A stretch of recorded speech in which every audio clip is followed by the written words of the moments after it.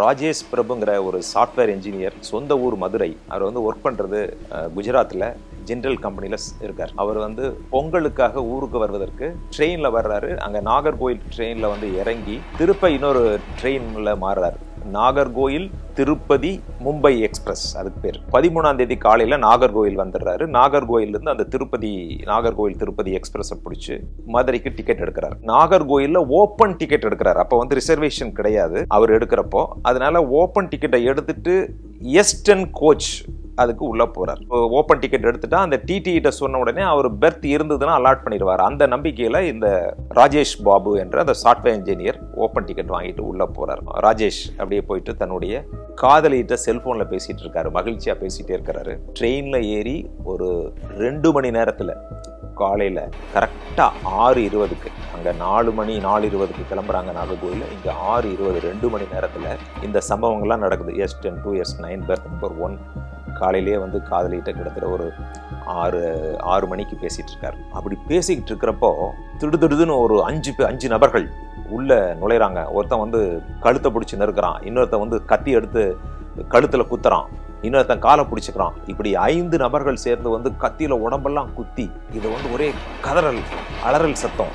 அந்த காதலிக்கு வந்து அந்த அலறல் சத்தம் கேட்டுட்டு அங்க அந்த காதலி மதுரையில வந்து தவிக்கிறாங்க. இது மாதிரி என்னுடைய காதலன் வந்து அங்கே சத்தம் ஃபோனில் வந்து உயிருக்கு போராடுற மாதிரி ஒரு சத்தம் கேட்குதுன்னு சொல்லி அவங்க அப்பா அம்மா கிட்டையும் சொல்ல முடியல. அதனால என்ன பண்ணுறதுன்னு தெரியாமல் அந்த பொண் அப்படியே வந்து அழுதுட்டு இருக்கிறாங்க. அவங்க ஒரு விட்னஸ் வந்து பார்க்குறப்போ அவர் வந்து அலறாரு. ஆனால் அந்த ட்ரெயின் ஓடுற சத்தத்தில் இந்த பார்த்த சாட்சியினுடைய சத்தம் அக்யூஸ்டுக்கு வந்து கேட்கல. இல்லைன்னா அந்த அக்யூஸ்ட் சேர்ந்து இந்த பார்த்த விட்னஸையுமே கொண்டிருப்பாங்க. அவன் தப்பிச்சுட்டு போய் பக்கத்தில் வந்து மக்கள்கிட்ட கம்பார்ட்மெண்ட்ல சொன்ன உடனே அவங்க வந்து போலீஸ்க்கு இன்ஃபார்ம் பண்றாங்க. அந்த செயினை பிடிச்சி இழுத்தோடனே ட்ரெயின் நின்று போயிடுது.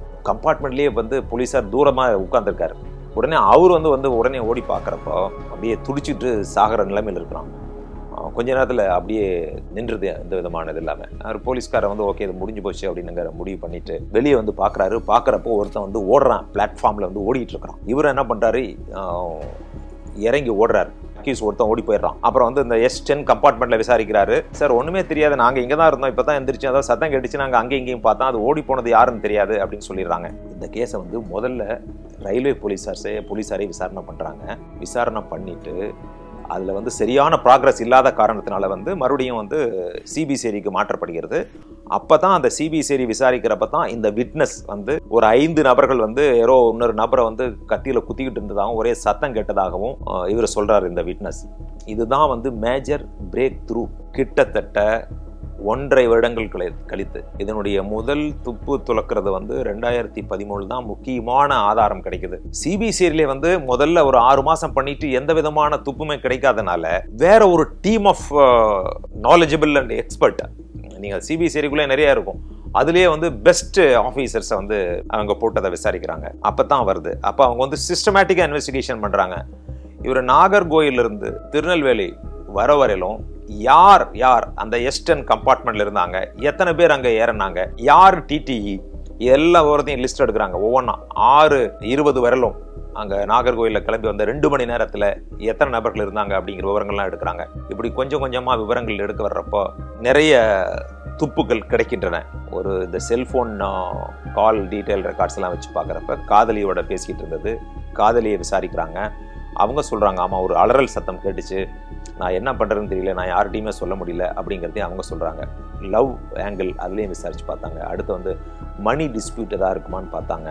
இந்த மாதிரி அதுலேயும் இல்லை. அப்புறம் தான் சிபிசிஐடி போலீஸாருக்கு தெரிய வந்தது, இந்த S10 கோச்சில் நாகர்கோவிலில் இருந்து திருநெல்வேலி வரையிலும் 5 நபர்கள் தான் பயணம் பண்ணாங்க அப்படிங்கிற விஷயங்கள் தெரிய வந்தது. அடுத்து இந்த இறந்து போன நபர்களுடைய டிக்கெட்டை வந்து இவங்க சீஸ் பண்ணாங்க. சிபிசிஐடி எடுத்து அதில் பார்க்குறப்ப S10 பெர்த் நம்பர் 1 அப்படிங்கிறத அடிச்சுட்டு மறுபடியும் S9 பெர்த் நம்பர் 1 இருக்கு அப்படிங்கிறதையும் பார்த்தாங்க.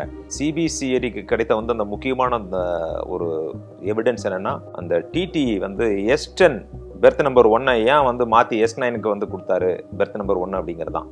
அப்போ அந்த டிடியை கூப்பிட்டு வந்து சிபிசிஐடி விசாரிக்கிறப்ப அவர் சொல்றாரு, இந்த மாதிரி 5 பேர் உள்ள இருந்தாங்க, வாக்குவாதம் பண்ணிட்டு இருந்தாங்க, அதனால நான் வந்து அவருக்கு மாற்றி கொடுத்துட்டேன் அப்படின்னு சொல்லிட்டு. அப்போதான் வந்து இந்த 5 பேர் யார் அப்படிங்கிறத வந்து கண்டுபிடிக்கிறாங்க.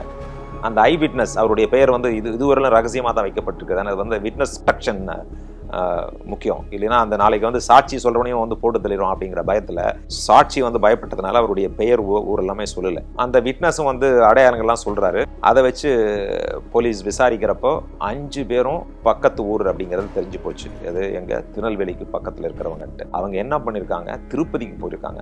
திருப்பதி கோயில் போறதுக்காக ரிசர்வ் பண்ணி போயிருக்காங்க. அதுல ஒருத்தன் ஓடனான் இல்லையா, அவன் ஓடி போயிட்டான். மற்ற 4 பேரும் திருப்பதி போயிட்டு நீட்டா வந்துட்டாங்க. அந்த ஓடி போனவன், போலீஸ் துரத்தி ஓடி போனவன், அவன் ஊர்ல போய் ஏதாவது நம்மளை விசாரிக்கிறாங்களா, குற்றமுள்ள நெஞ்சளவா குறுகுறுக்கும் அப்படிங்கிறதுனால அவன் ஏதாவது போலீஸ் வந்து நம்மளை எல்லாம் விசாரிக்கிறாங்களா பிடிக்கிறாங்களாங்கிற மாதிரி அவன் வந்து அப்படியே ஊர்ல இருந்து அப்படியே பார்த்துட்டு இருக்கான். இவங்க 4 பேரும் திருப்பதிக்கு போயிட்டு வந்துடுறாங்க. வந்த உடனே இந்த ஐ விட்னஸ் சொன்னது இது எல்லாத்தையும் வச்சு ஒரு கோர்வையா வந்து ஒரு புலன் விசாரணை பண்ணதுனால சிபிசிஐடி வந்து கடைசி அக்யூஸை ஃபிக்ஸ் பண்ணிடுறாங்க. அந்த எஸ்டர்ன் கம்பார்ட்மெண்ட்ல இருந்த 5 பேர், ஒருத்தன் வந்து ஜெயராம் ஜோதி, இன்னொருத்தன் வந்து ஜெயக்குமார் ஜோதி, அடுத்தன் வந்து சுப்பிரமணியம் ராஜா, இன்னொருத்தன் வந்து ரமேஷ், அடுத்து ரெங்கையா. இந்த ரெங்கையா தான் இருக்கிறதுலே வயசு அதிகமானவர், 70 வயசு அவருக்கு.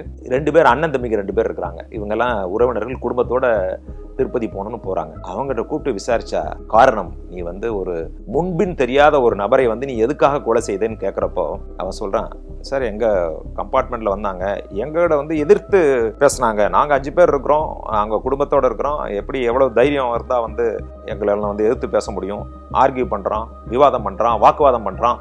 நீங்க வந்து ஓப்பன் டிக்கெட்டை வச்சுட்டு ரிசர்வ் கம்பார்ட்மெண்ட்டுக்கு எப்படி வந்தீங்க அப்படின்னு சொல்லி ஒரு வாக்குவாதம் வருது. ராஜேஷ் பிரபு மற்றும் 5 நபர்கள். இந்த சத்தத்தை எல்லாம் கேட்டுட்டு அந்த டிடி வர்றப்ப என்னன்னு கேட்குறாரு. இது மாதிரி நீங்க எப்படி வந்து இந்த மாதிரி அன்ரிசர்வ்ட் பேசஞ்சர் வந்து ரிசர்வ்ட் பேசஞ்சர் கம்பார்ட்மெண்ட்ல ஏறலாம், இல்லை இங்க பெர்த் காலியா இருக்கு நான் அலாட் பண்ணி கொடுக்குறேன்னு சொல்லி அந்த டிடியை வந்து பெர்த் நம்பர் 1 அலாட் பண்றாரு. Eastern coach berth number 1 okay அப்படின்னு சொல்லி நான் ராஜேஷ் பிரபு வந்து அந்த பெர்த்தில் போய் கொஞ்ச நேரம் படுத்திருக்காரு. இந்த 5 நபர்களும் மீண்டும் ஆர்கியூ பண்றாங்க, நீ வந்து இந்த கம்பார்ட்மெண்ட் எஸ்டர்ன்லயே இருக்கக்கூடாது, நீ வெளியே இறங்கி போ அப்படின்ட்டு. ராஜேஷ் சொல்றாரு, நான் வந்து ரிசர்வேஷன் பணம் கொடுத்து நான் வந்து பெர்த் அலாட் பண்ணியிருக்கேன், உங்களுக்கு என்ன பிரச்சனை அப்படின்னு சொல்லிட்டு சொல்றாரு. நோ, இனி இருக்கக்கூடாதுன்னு சொல்லி காரசாரமா 5 நபர்கள் வந்து வாக்குவாதத்தில் ஈடுபடுறாங்க. சரி, என்ன இது எதுக்கு நமக்கே வம்பு அப்படின்னு சொல்லி நம்ம அந்த சாஃப்ட்வேர் இன்ஜினியர் கொஞ்சம் சாஃப்டான பர்சனாலிட்டி, அதனால அவரை வந்து டிடிகிட்ட சொல்லி எனக்கு வேற ஒரு கோச் கொடுத்துருங்க அப்படின்னு கேட்குறாரு. உடனே டிடியை வந்து எஸ்டன் 1ன்னு எழுதியிருந்தது இல்லை, S9 பெர்த் நம்பர் 1ன்னு சொல்லி அலாட் பண்ணிட்டாரு. பக்கத்தில் ஒரு பெர்த் நம்பர் காலியாக இருக்குது S9ல. அதனால S9ல அவர் போறாரு. அதனால அவனை போட்டு தள்ளணும்னு முடிவு பண்ணணும். அதனால நாங்கள் வந்து 2 மணி நேரத்தில் போடணும்னு சேலஞ்ச் பண்ணோம், 2 மணி நேரத்தில் போட்டு தள்ளிட்டோம் அப்படின்னு சொல்கிறான். ஆசை கனவுகளோடு வந்த அந்த ராஜேஷ் பிரபு சாஃப்ட்வேர் இன்ஜினியர், அவருடைய அப்பாவும் பார்த்தீங்கன்னா இதில் வந்து பாருங்க ஒரு கோயின்சிடென்ஸ். அவர் பேர் ஜெயக்குமார். அவரும் வந்து ரயில்வேல மதுரையில் ரயில்வேஸில் ஒர்க் பண்ணிட்டு இருக்காரு. அக்யூஸ்ட் பேரும் ஒருத்தன் பேர் ஜெயக்குமார். அவங்க ஃபாதர் தான் வந்து சிபிசிஐடி வந்து விசாரிக்கணும்னு சொல்லி கோர்ட்டுக்கெல்லாம் போய் சிபிசிஐடிக்கு மாற்றினவர். ஏன்னா ரயில்வே போலீஸ் மேலே நம்பிக்கை இல்லை அப்படின்னு சொல்லி அவரே கேஸ் போட்டிருந்தார். ஒரு அல்ப காரணத்திற்காக ஒரு சாஃப்ட்வேர் இன்ஜினுடைய உயிர் போய்விட்டது. ஒரு சாதாரண ஒரு விஷயத்திற்காக இப்பொழுது ஒரு உயிர் போய்விட்டது, ஒரு குடும்பம் வருத்தப்படுகின்றது. கொலை செய்த 5 நபர்களும் ஜெயிலில் இருக்காங்க. அவங்க வந்து நிச்சயமா அவங்க ஜெயிலுக்கு தான் போகணும். ஆனால் இந்த 5 நபர்களுடைய குடும்பம், அவர்களுடைய குழந்தைகள், அவர்களுடைய மனைவிகள் எவ்வளவு கஷ்டம். இதையெல்லாம் யோசனை செய்து பார்த்தால், சிந்தித்து பார்த்தால் நிச்சயமாக குற்றங்களை தடுக்க முடியும்.